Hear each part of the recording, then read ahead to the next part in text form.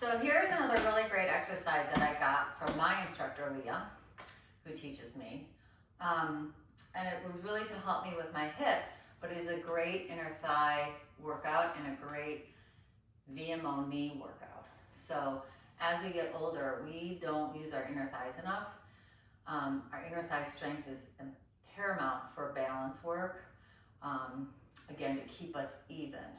So this one's done really easily with a box. I'm gonna move the box. So you can use a box, you can use, I have a convenient Pilates box, but you can also use a, I don't know, any box that you have around. A laundry basket works great too. So you're gonna lay yourself on the long side of the box. So long side of the floor, your box is in front of you. I'm gonna kind of line it up. So, and the reason why the box is nice is because you're gonna put your top leg on that box. So that's gonna be a 90-degree angle, and it should kind of match the height of your hip. So that's what you're looking for. And then you're gonna put your hands on below, and your hand can be here to stabilize. Everything else stays stabilized. Again, remember those containers? They all stay stacked and stable. So you're not just dumping, and I mean, you can lay your head down if you want, but you don't want to dump into, you want to still have your middle container on, and you want to make sure this hip is stacked over the other hip, so you don't want it to pull in front of you. That's what the box is there. And then you're going to take your bottom leg and you're going to pick it up, and you're going to lower it down, and you're going to pick it up and plug it in. You're going to feel that inner thigh pulling into your middle. Good.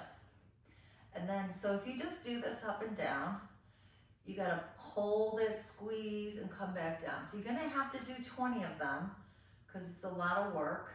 But what's helpful is if you take your toe and reach your toe up, so it's an inward rotation of your leg, that really gets the VMO of the knee, and it helps strengthen that knee joint. So if you're ever having knee issues, it really helps. But again, we have to stay around and stick around and do 20 or so of them. So I'm gonna do 10 more. This one just hangs out, so don't try to use it. I think I tried to play with pushing in, but I'm just gonna let it hang so that all the work is in my other leg's inner thigh, right? Good, and hopefully I got 20 in. Last one, and then release. I'm gonna go ahead and flip around and do the other side.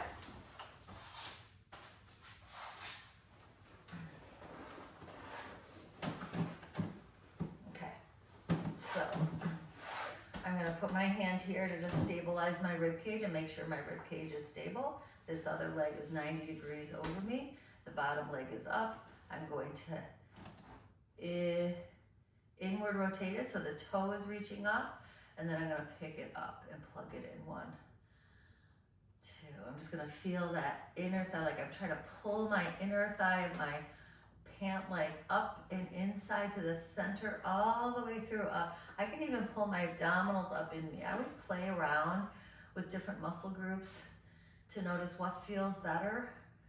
You know, you can outward rotate and do it with your heel up. And you're like, does that work? Oh, I like this one better. Or you can be square. Whatever works, whatever you're trying to target or feel in your body, play with it. Your body's amazing, and you can only decide what's really good for you. We can offer you suggestions, and we can offer you our experience, but that is it. That's just our experience. Give me 5 more maybe. Probably need to do 5 more after that. But, and if you want, you can do 20, work your way up into 25 the following week. I would suggest doing these maybe every other day. Depends on how often you play your pickle and your paddle and your, you know, how much you're doing those sports. If you are feeling a lot of knee pain, I would do them more often than not. Make sure that after you're done with these, you don't have any pain from doing them. So it may be painful doing them, a good pain, but just make sure that your knee feels stable when you get up and when you're using your knee. So always check in with your body.